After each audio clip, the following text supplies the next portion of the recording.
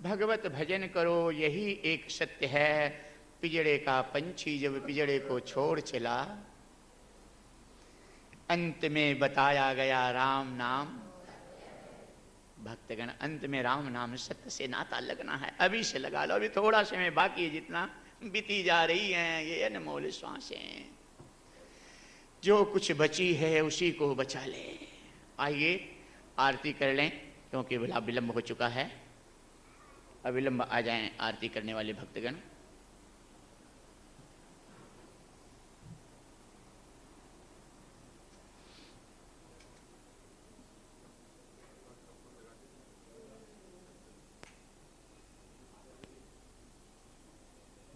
जल्दी करो।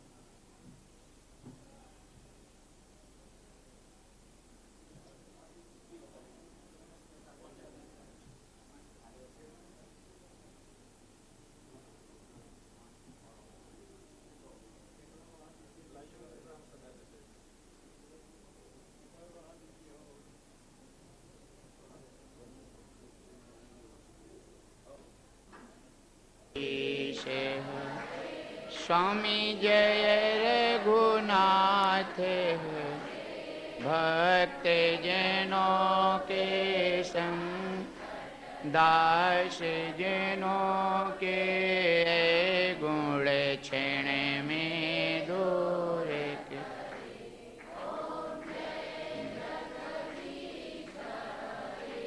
जो ध्यावे फल पावे, दुख बिन से मन का वो स्वामी। सुख संपत्ति घर आवे, श्याम सुंदर घर आवे। कष्ट मिटे तने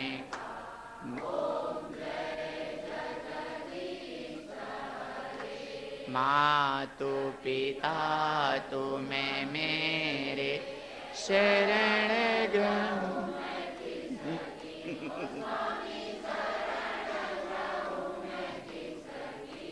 तुम्हें बिनय और न दूजा, प्रभु बिनय और न दूजा। आशे के रूम में जिसे की हो, तुम्हें पूर्ण परमात्मा तुम्हारा अंतर हो स्वामी। पार ब्रह्म परमेश्वर, पार ब्रह्म पुरुष तुम।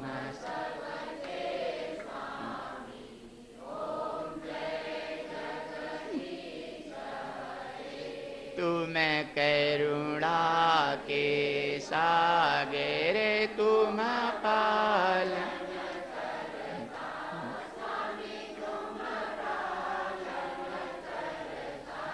मैं मूर्ख खल कामी, मैं सेवक तुम स्वामी। कृपा करो भरता ओम। तुम हो एक गोचर सबके प्राण।